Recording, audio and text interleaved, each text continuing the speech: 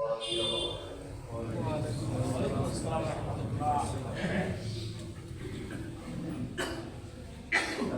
لله نحمده ونستعينه ونستغفره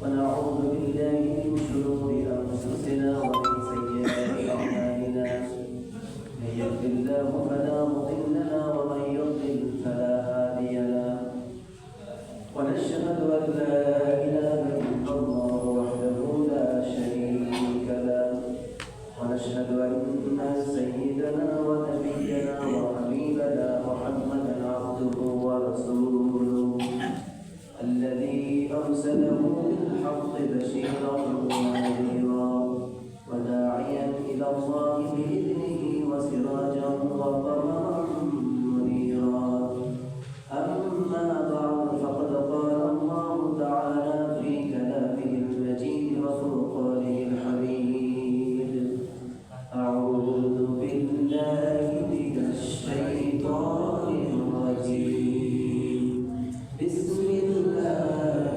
الرحمن الرحيم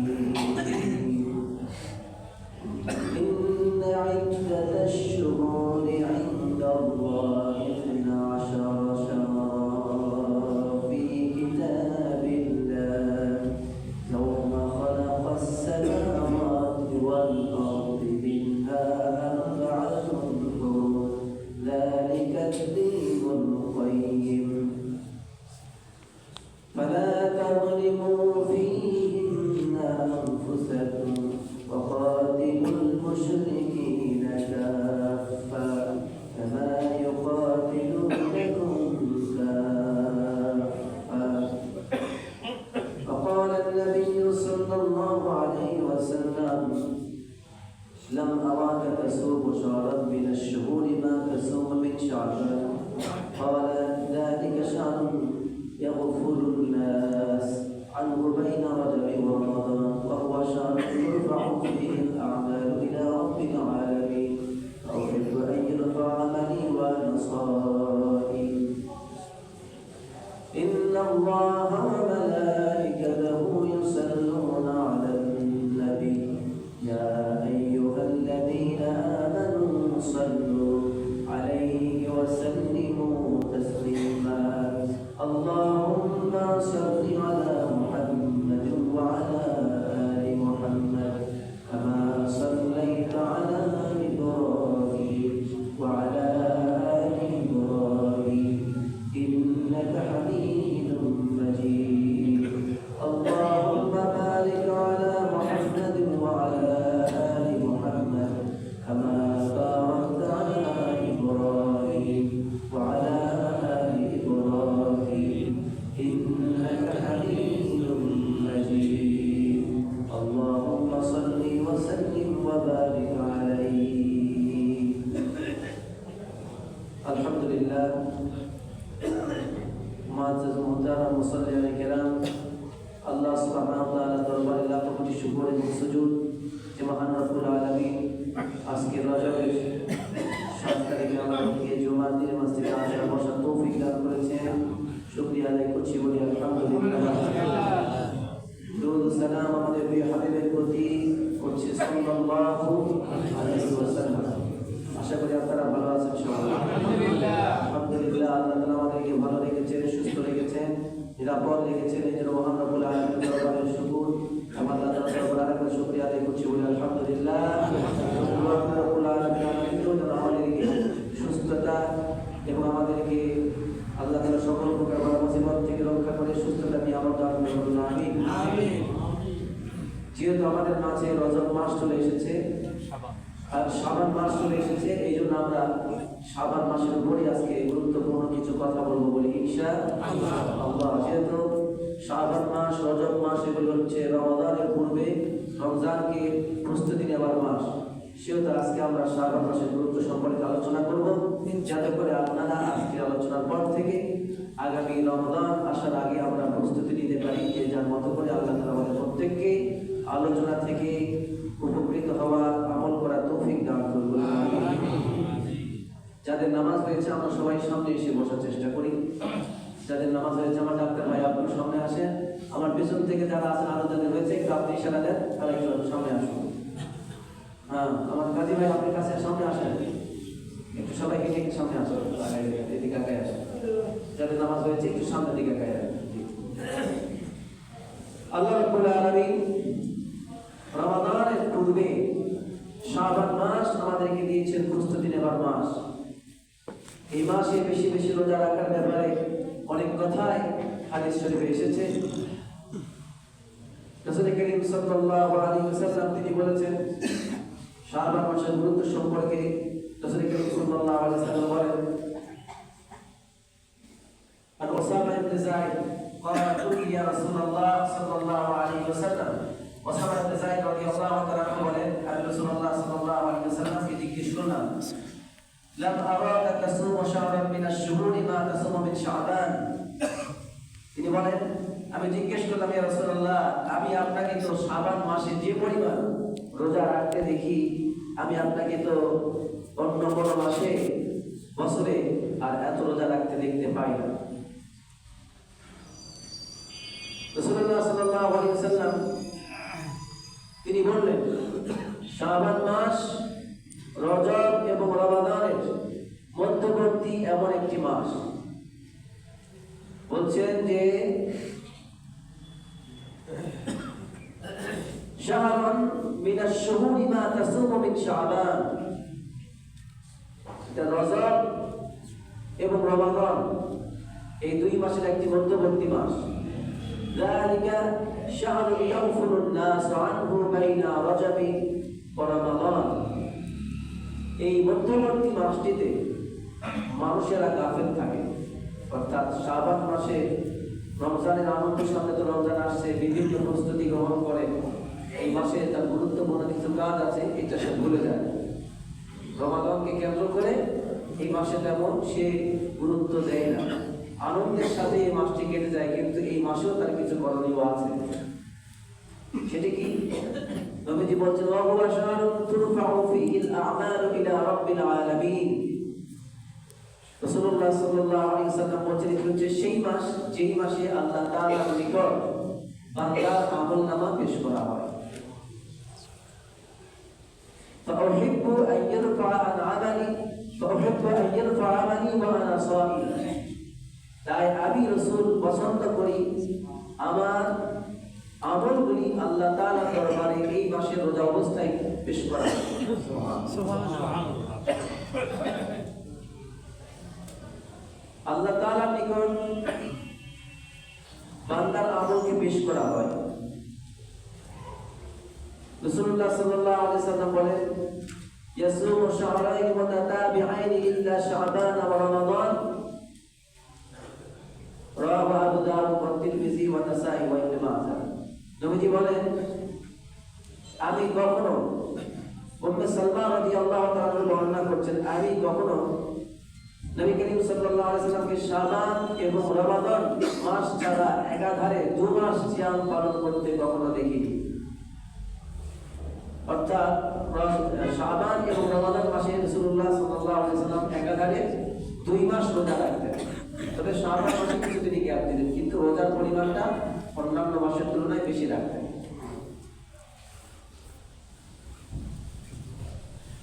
রাসূলুল্লাহ সাল্লাল্লাহু আলাইহি ওয়াসাল্লাম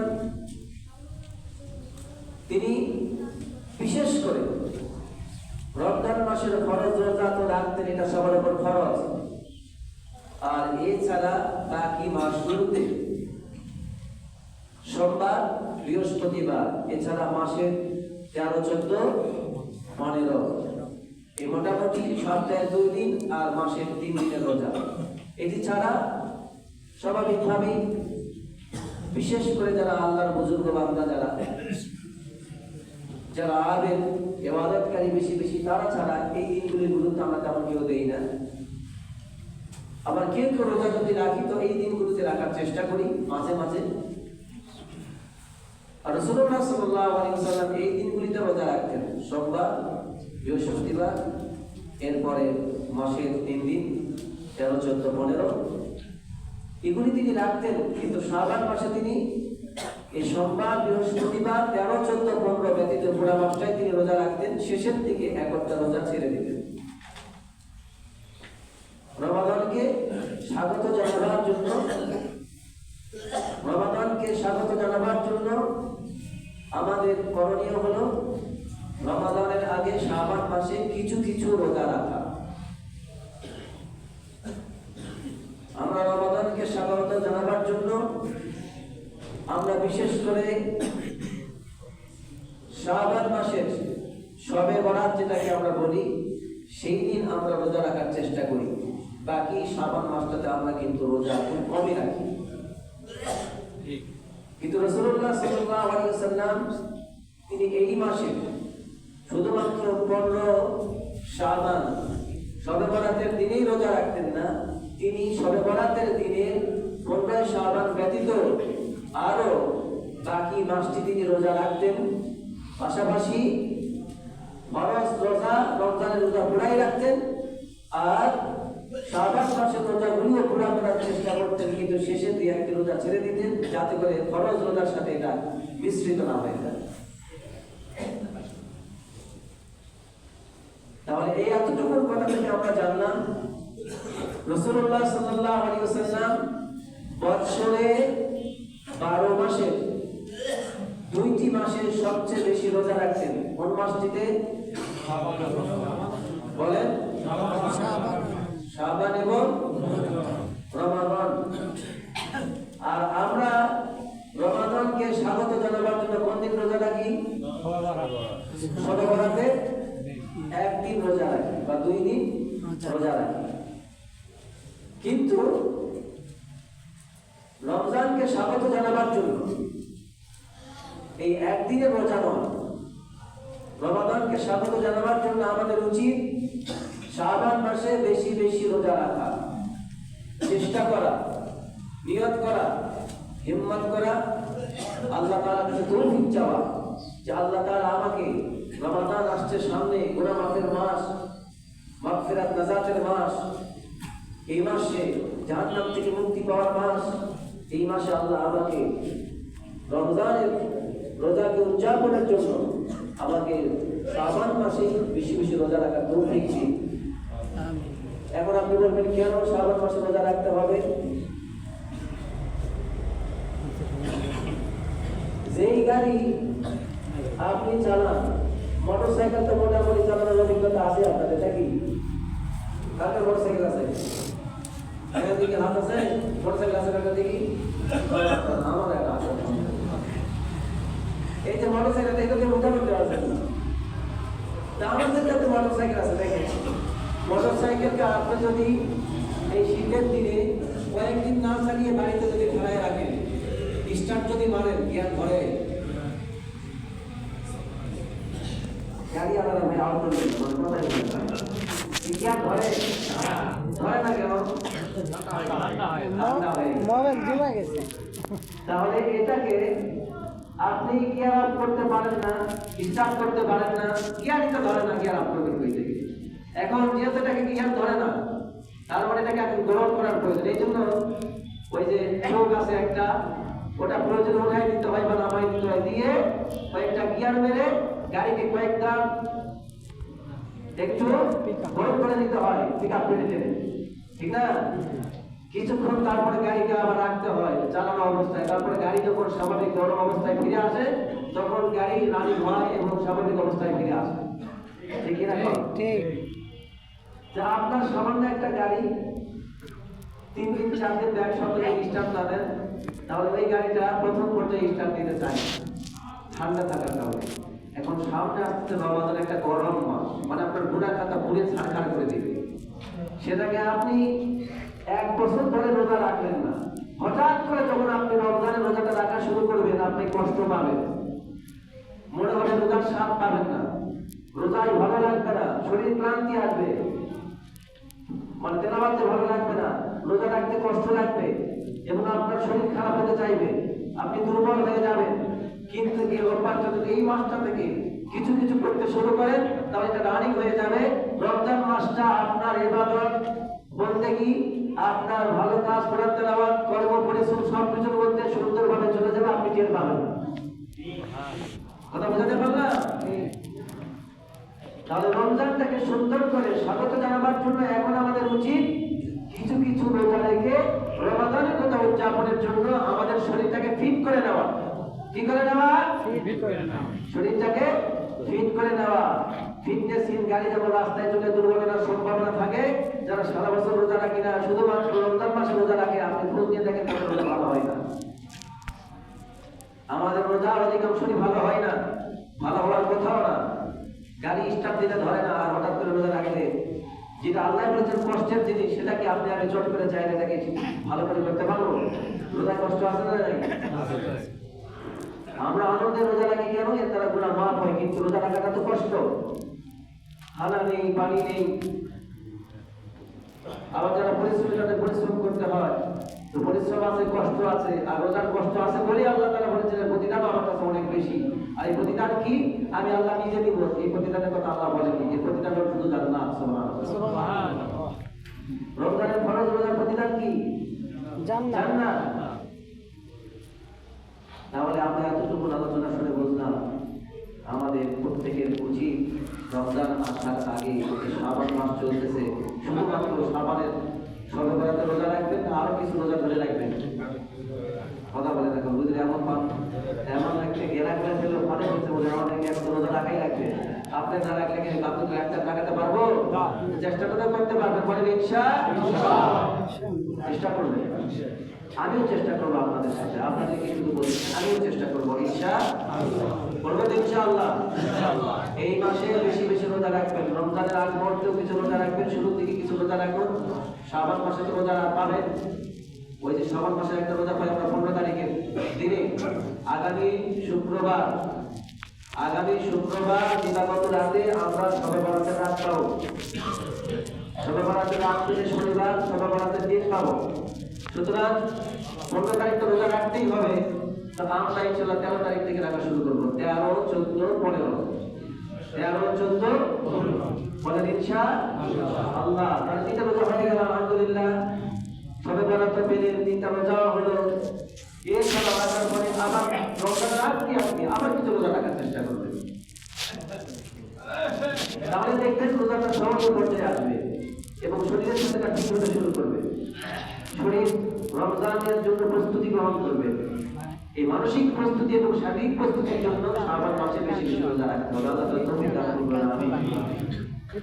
এবার আসলে আমল পেশ করা। পুরো বছরের আমল আল্লাহ তাআলার নিকট পেশ করা হয়। বছর হলো 365 দিনে এক বছর, আর চাঁদের মাস হিসাবে বছর হলো 54 দিনে হয়। 65 দিন হয় না, এরকম বিষয়। যাই হোক, তো আপনি কতদিন রোজা রেখেছেন? কতদিন কোরআন তেলাওয়াত করেছেন? কতদিন জিকির করেছেন? কতদিন আল্লাহর সাথে সম্পর্ক বৃদ্ধির জন্য তাহাজ্জুদে নামাজ পড়েছেন? কতদিন 5 ওয়াক্ত নামাজ পড়েছেন? কতজনকে দান করেছেন? কতজনকে সুপরামর্শ দিয়েছেন? এই সবগুলির একটি বাৎসরিক রিপোর্ট পেশ করা হয় আল্লাহ তাআলার নিকট একটি মাসে। সেই মাসটির নাম হলো শাবান মাস। সেই মাসটার নাম কি? শাবান মাস। কথাটা আবার শোনেন। আপনি পুরা বছরে কতদিন রোজা রাখলেন? কতদিন কোরআন তেলাওয়াত করলেন? কতদিন আল্লাহর জিকির করলেন? কতদিন আল্লাহর সাথে সম্পর্ক বৃদ্ধির জন্য তাহাজ্জুদে নামাজ পড়লেন? কতদিন 5 ওয়াক্ত নামাজ রেগুলার কন্টিনিউ করেছেন? কতদিন আল্লাহর সাথে সম্পর্ক, কতদিন আপনি কতজনকে দান করেছেন?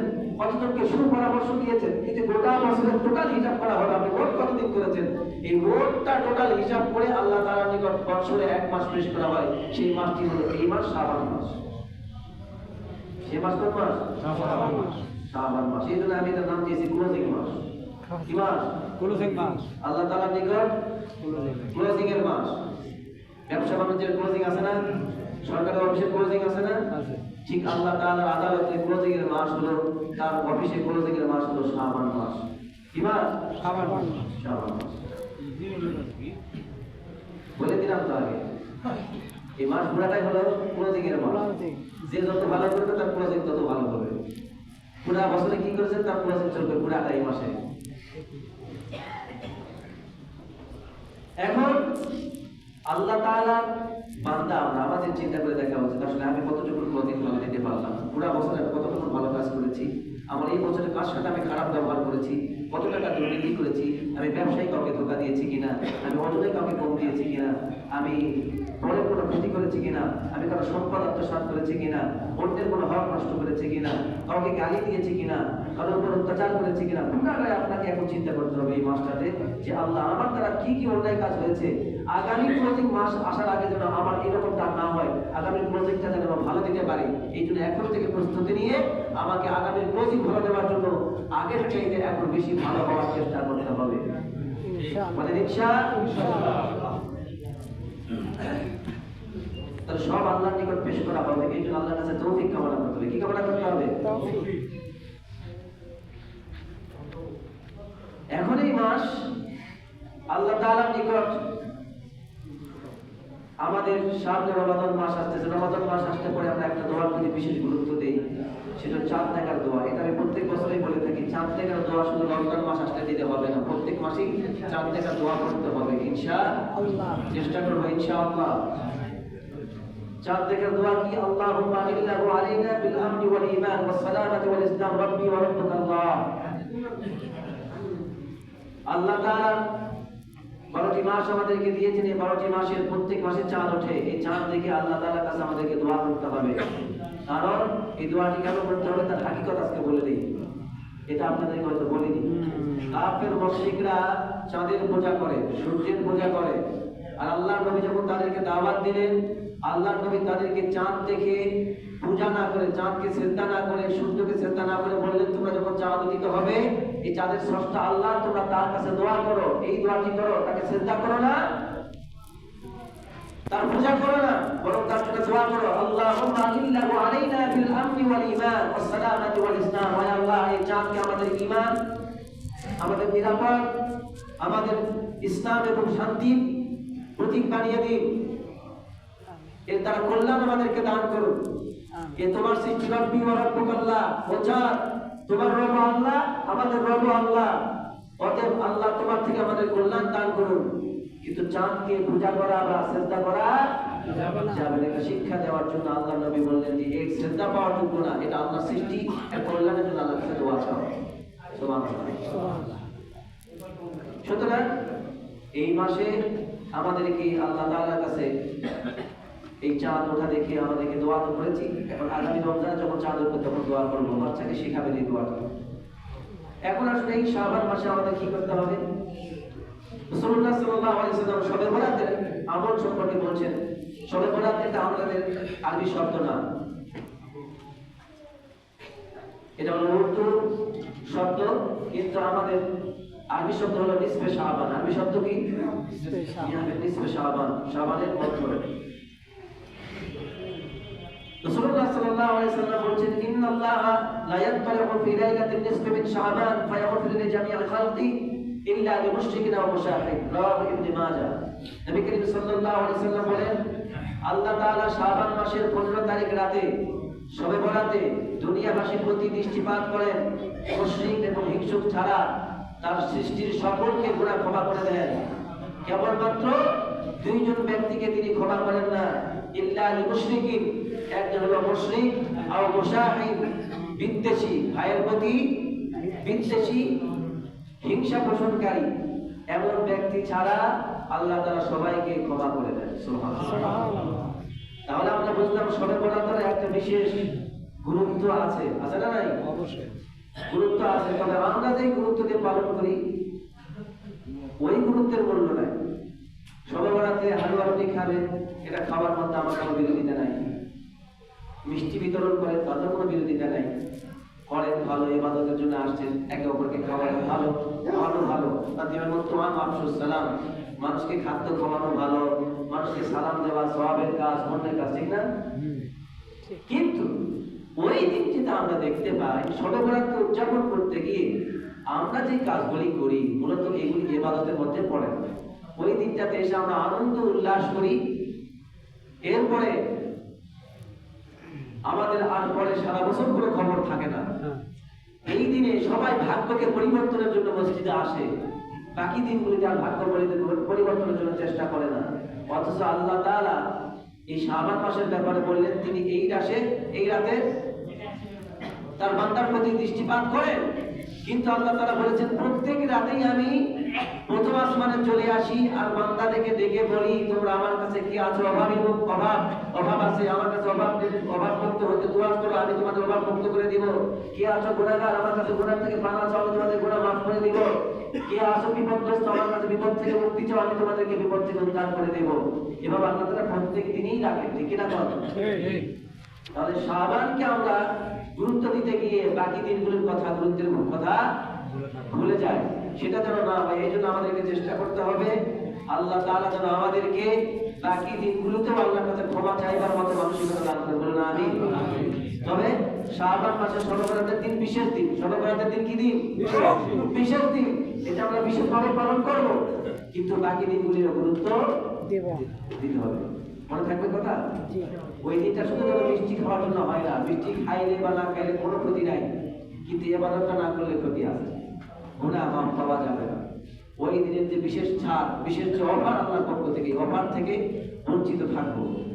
বাজারে আজকে যদি কোনো 20 টাকা কাপড় যদি ছাড় দেয়, আমরা সেটা কিন্তু নেওয়ার জন্য চলে যাই। 20% ছাড়, 50% ছাড়, তাহলে কত লোক ভাগে ভাগে প্রতিযোগিতা করি। কিন্তু আল্লাহ বলছেন এই বিশেষ দিনে তোমাদেরকে আমি ছাড় দিচ্ছি, তোমাদের গুনাহ মাফ করে দেব। সেই ছাড় আমাদের গ্রহণ করার দরকার আছে না নাই?